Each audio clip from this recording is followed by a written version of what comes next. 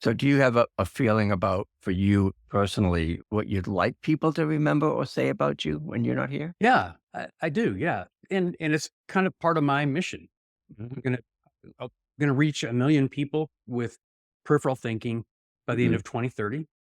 I don't plan on dying immediately. So I'm going Good. to continue on.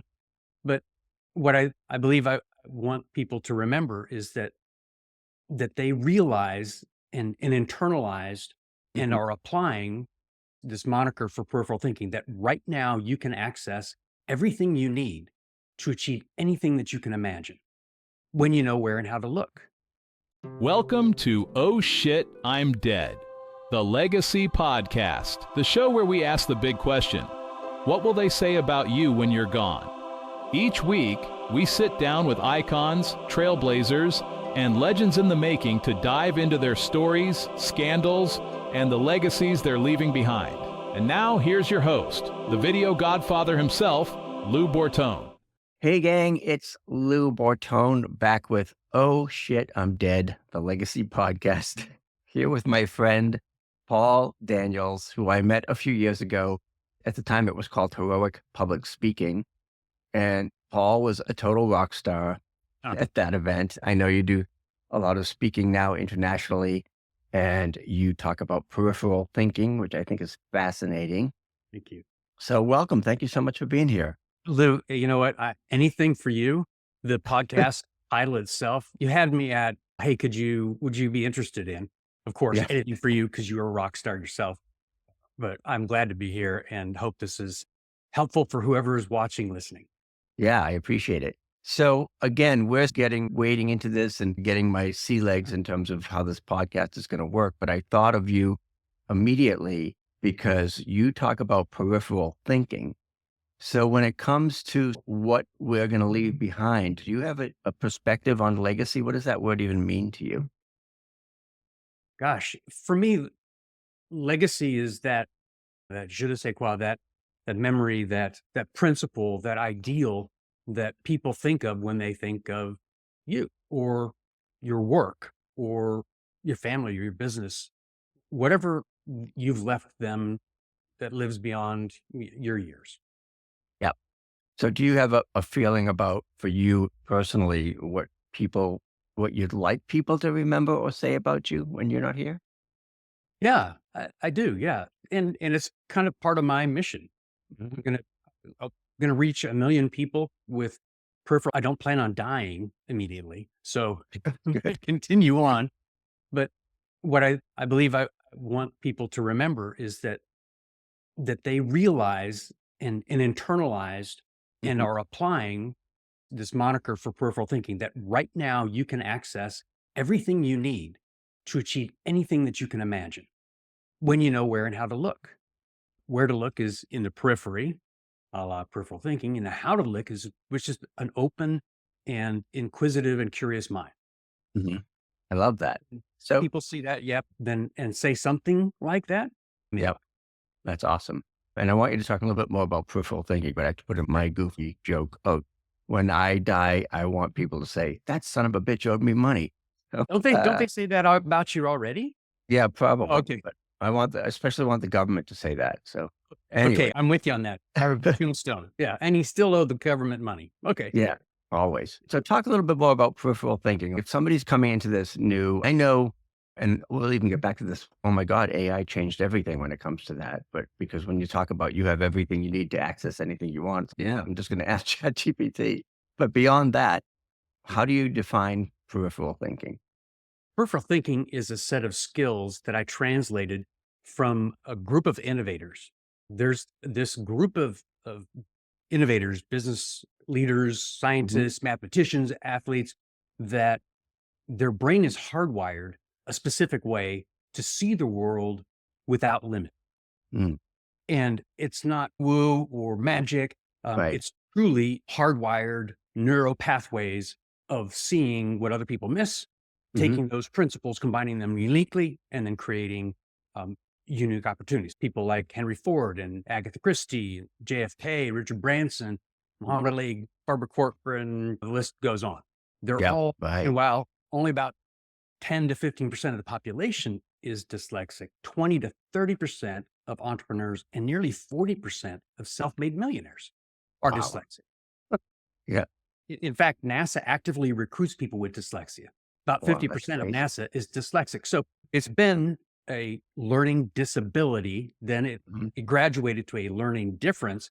And now it's just power. It's a Yeah. powerful set of skills.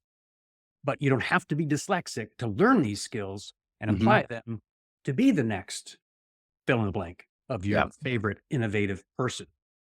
That's cool. A friend of ours, Peter Shankman, has a book on ADHD, and he calls ADHD a superpower, which I guess is similar to what you're talking about with dyslexia. Yes. Okay.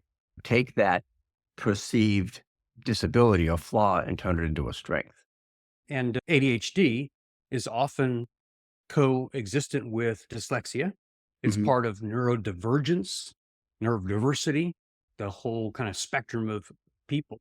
An interesting thing was World Economic Forum does a study every year, every 2 Mhm. years, called the Future of Jobs Report. And the last 3 times they've done this, they talk about the skills needed in 2025, 2030, and beyond for all businesses, all industries worldwide. And the Mhm. top skills, 9 cognitive skills, have the fewest number of people in the population to fill the Hmm. need. Wow. But 8 of those 9 skills are found innately within dyslexics. Hmm. Still, we can't birth enough dyslexics to fill the need. Yeah. So that's why I translated these skills for neurotypical peoples to help the 85 to 90% of Mhm. non-dyslexics, non-neurodivergent people to Yeah. see the world the way we see it, which is filled with opportunities. How do I just take them and put them together now to Mhm. create massive innovation again and again? Yeah. Do you have any examples of, okay, as somebody with ADHD, I have a very short attention span. I have trouble focusing, although I have 2 speeds, completely obsessed, so I don't give a fuck. That's it. Does that You're play into the peripheral thinking mode? Absolutely. Absolutely. So there's a skill called in peripheral thinking's called, I just wrote on this, deciphering. And it means that when you go in and you investigate this thing, you are all in and you go deeper. There's another skill called studying where you go so deeply Yeah. that draw out more content and more richness, more insights than most Mhm. people can. So that Yeah. ADHD, when focused, is like you said, it's a superpower. And what you Mhm. bring out of that is it's just amazing. I've looked at your stuff. I've watched your stuff. I've pined over how cool the things are that you do, and there's no question that you have a very unique skill to see things, to hear things, and to combine them in unique ways that are attractive. Mhm. I have my moments, but Yeah. that's And then the rest of the time you just spend running around avoiding the government and stuff like that. exactly. But yeah, that's like people say, why are you so obsessed with The Godfather? Because when I find something that I'm passionate about, and you're probably this way too, I just keep digging. Because there continues to be more meaning and more applications in different areas. 100%, Mhm. man. Long Yeah. distance high five. I'm with you. Yay. Let's get back to the idea of legacy. I know folks who are starting to think, I always think, oh my gosh, I've got fewer years in front of me than I do behind me. That's just like a fact, right? Or I'm running out of time. Do you ever think that way? Or are you trying to do things now thinking like, okay, I've got a certain amount of years left?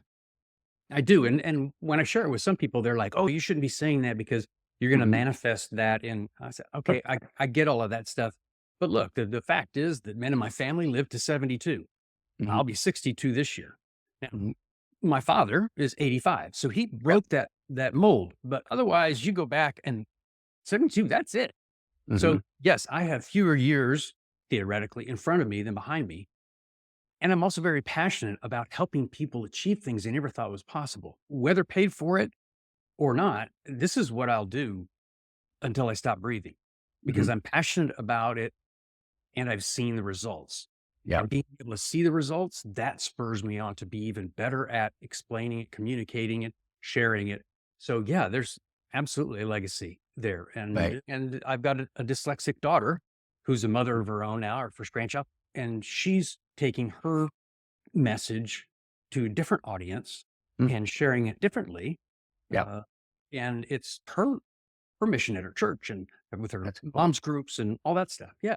That's awesome. And you're also spreading the word around speaking engagements. Can you talk a little bit about, because I know this, but the audience doesn't, what you talk about, your keynote speech, and how that resonates with audiences?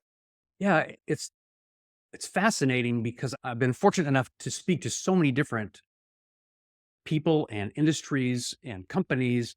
So it really across the gamut, whether that's a corporate annual kickoff meeting or sales kickoff meeting or a reward ceremony or an association's national convention, whatever it is, the message is still the same that Mhm. your challenges that you face right now are nothing new. I'm sorry. I know you're special. I know your grandmother said you're special. You're awesome. You're one of a kind. Okay, cool. The fact is that the challenges that you face now, elements to overcome those challenges Mhm. already exist. Sorry to blow the thunder. Yeah. They already exist. When you know where and how to find them, the speed for you to overcome those challenges and perhaps even innovate before and beyond those challenges skyrockets Mm. exponentially. Yeah. As we speak about it during the keynote, I also share one skill, takes about 4 minutes to walk through a little exercise. And then everyone in the audience has that skill the rest of their life. Yeah. A recent talk with a very large technology company, global technology company, met with their leadership program members for North America. After the meeting, it was a break after my keynote, took a 30-minute break. 2 weeks later, I called and asked the event planner, how's it going? What are people thinking, et cetera? She says, oh, Paul, I'm glad you called. Here's what happened. Four people, they got together in the hallway during our little break after your speech, and they didn't even know each other, but they were sharing their insights from the talk. And one of them said, combine these things for X, Y, and Z. So they came up with a new client strategy. Oh, wow. And in 2 weeks, they signed a new client worth $15 million. Unbelievable. And I said, that's awesome. I didn't charge enough for my keynote. Yes. And Yes. now it's around, which is terrific. That's just more people that realize, hey, if I just have one or two additional skills or heightened skills, Mhm. there's nothing that can stop me. Nothing. Yeah. That's wild. And I know there's the old cliche, oh, you got to think outside the box. How is peripheral thinking and what you teach and talk about different than the traditional, oh, let's just think outside the box? I'm so Right. tired of that. We all know about linear thinking, right? Front back. We also know about lateral thinking, brought up a couple decades ago, which is looking at things from different perspectives, Mm. walking around a challenge, a 360-degree review. Peripheral thinking says, okay, even that lateral thinking isn't far enough because it's still Mm. filtered through your perspectives, Yeah. perhaps through your set of experiences. So when you go beyond that and you dive into a relationship or some kind of connection with people that are in the periphery, meaning not anywhere near your Mhm. network, your industry, your company, your team, any of it, and you see address their challenges, what challenges they're facing, how they address them, how they overcome them, how they set their goals, how they achieve them, how they exceed them. And you take Mhm. that perspective, their perspective, the principles of that, and apply it to your challenge, your goals. Now you're thinking like a peripheral thinker. Even the phrase thinking outside the box has a limitation. Yeah. It's the box. When we go outside, Yeah. what do? We get something new and then we Go back in the box. bring it back and try and fit it into the box. So Yeah. peripheral thinkers don't think outside the box. They think and they act. Mhm. There is no box. There No are no box. limits, no boundaries. Yeah. That's wild. So I've been really leaning into AI, and I'm sure that everything that's happened in the last couple of years with that, how has that impacted peripheral thinking? It allows for even faster access to unique information. Again, part of the peripheral thinking skills is knowing where to look. And I just worked with GPT this weekend Mm. to create a new model that allows people in one industry to see what industry is the furthest in commonality from their industry. Mhm. So that from stage, when I say, go and meet other people from other industries, I can Right. say, for instance, this is your NAICS code. Here's the code that is the least like your business. Who Mhm. knows a baker in Bulgaria? Okay, nobody. Actually, I do. His name's Ivan. He owns 6 bakeries, and I'll be glad to introduce you because a bakery is the furthest away from the pest management industry or Hmm. whatever, just making it up. Yeah. So I use it now as well to grasp new concepts from new industries, Hmm.